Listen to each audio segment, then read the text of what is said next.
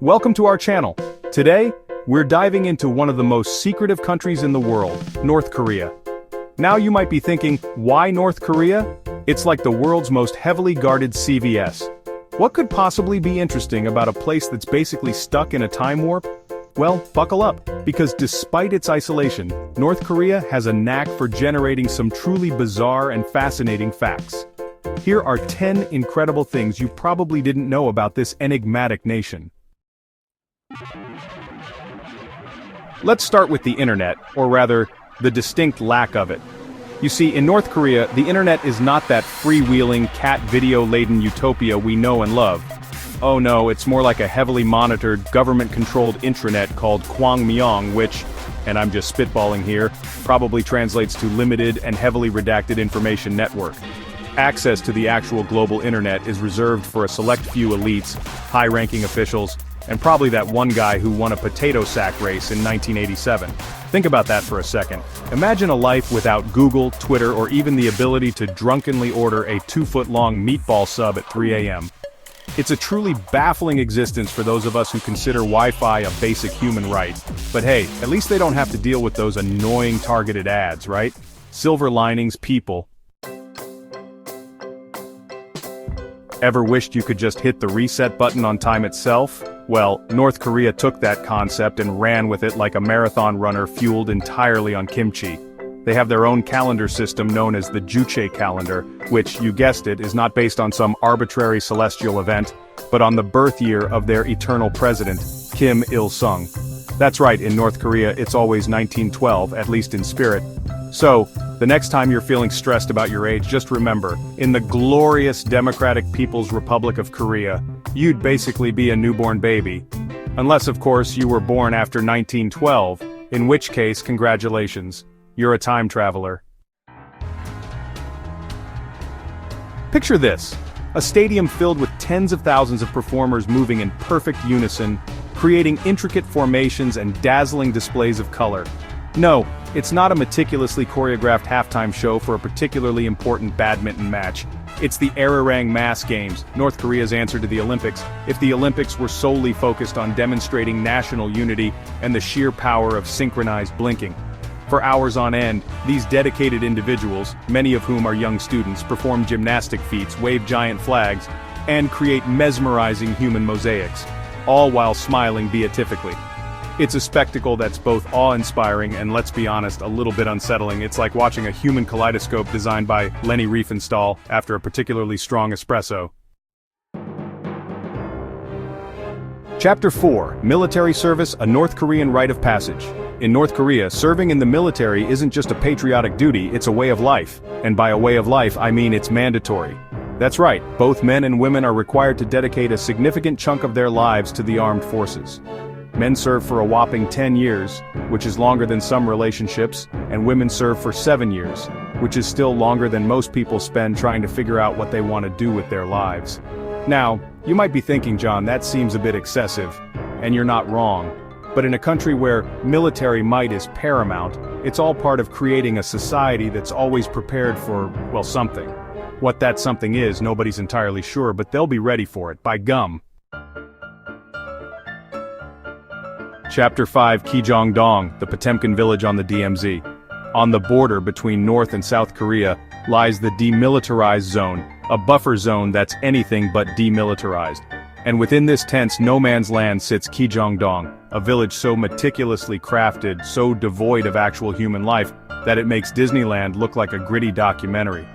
This, my friends, is a propaganda village, built by North Korea to entice defectors from the South with promises of prosperity and happiness. From a distance, it's a picturesque scene, brightly colored buildings, well-maintained streets, and even a giant flagpole that was, for a time, the tallest structure in the world.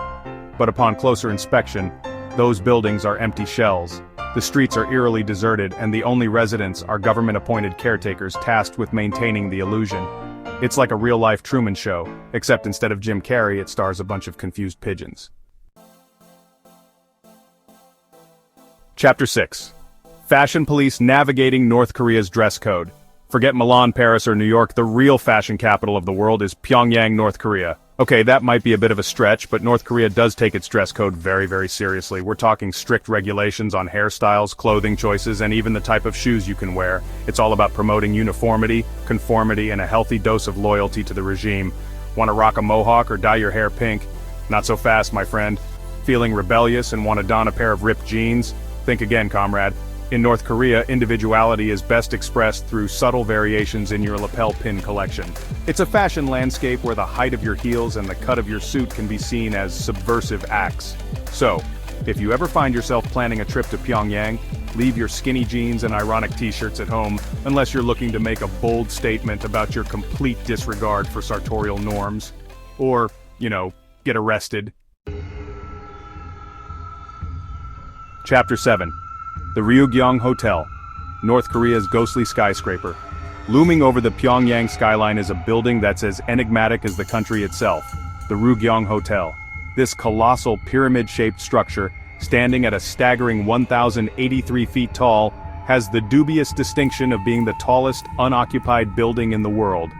Construction began in 1987, fueled by dreams of showcasing North Korea's architectural prowess to the world. But like many ambitious projects in the Hermit Kingdom, things didn't quite go according to plan. After years of delays, financial woes, and a healthy dose of international sanctions, the hotel was left unfinished, a concrete shell towering over the city like a giant, pointy monument to unfulfilled aspirations. For years it stood empty, a constant reminder of North Korea's economic struggles. Recently, there have been some attempts to spruce it up with LED lights and a shiny exterior, but behind that facade, the Ryugyong Hotel remains a symbol of grand promises and unrealized potential. Chapter 8. Traffic Control, where stoplights fear to tread. In North Korea, navigating the streets is a unique experience, largely because you won't encounter those pesky devices known as traffic lights. That's right, in the land of synchronized spectacle, even traffic flow is an art form, carefully orchestrated by white-glove traffic controllers who direct vehicles and pedestrians with balletic precision. Imagine a world where your daily commute doesn't involve mind-numbing waits at red lights, where the flow of traffic is determined not by cold, unfeeling machines, but by the graceful movements of a human conductor. It's a system that's both strangely mesmerizing and, dare I say, efficient. Of course, it helps that there are significantly fewer cars on the road in North Korea compared to, say, Los Angeles during rush hour. Chapter 9. Mansudae Grand Monument, a bronze testament to leadership. No exploration of North Korea's quirks would be complete without a visit to the Mansudae Grand Monument, a sprawling complex dedicated to the eternal glory of the Kim dynasty. At its heart stand two colossal bronze statues of Kim Il-sung and Kim Jong-il, gazing out over the city with expressions that could best be described as benignly constipated. These towering figures, standing at a majestic 65 feet tall, are not just statues, they're objects of reverence, a constant reminder of the Kim family's enduring legacy. North Koreans are expected to pay their respects by bowing before the statues, and foreign visitors are strongly encouraged to do the same, lest they commit an unforgivable act of disrespect. It's a place where history, propaganda, and a healthy dose of personality cult converge in a truly unforgettable spectacle. Chapter 10. State-run media tuning into the North Korean echo chamber. In North Korea, the news is not so much reported as it is lovingly curated by the government. The media landscape is entirely state-run, a symphony of propaganda designed to promote the regime and its leaders. Newspapers, television channels, radio stations, they all sing from the same song sheet, a harmonious chorus of praise for the dear leader and scathing denunciations of the imperialist West. Imagine a world where every news anchor sounds like they're auditioning for the role of an enthusiastic game show host, where every story is a heartwarming tale of national triumph or a cautionary tale about the evils of capitalism. It's a media ecosystem that exists in a perpetual state of self-affirmation, where dissenting voices are silenced, and the only narrative is the one approved by the powers that be. Outro until next time, comrades. So, there you have it. 10 mind-blowing facts about North Korea, a country that continues to fascinate and bewilder in equal measure. It's a place where the internet is a privilege, time is a social construct, and fashion is a form of political expression. It's a country where the lines between reality and propaganda blur, where history is written by the victors, and where the outside world is kept at arm's length. Whether you're intrigued by its unique culture, baffled by its political system, or simply amazed by its ability to defy expectations, there's no denying that North Korea is a country that leaves a lasting impression. It's a reminder that the world is a strange and wonderful place, full of surprises, contradictions, and, yes, even a few laughs. Thanks for watching. If you found these facts about North Korea fascinating, make sure to like, comment, and subscribe for more intriguing content. See you next time.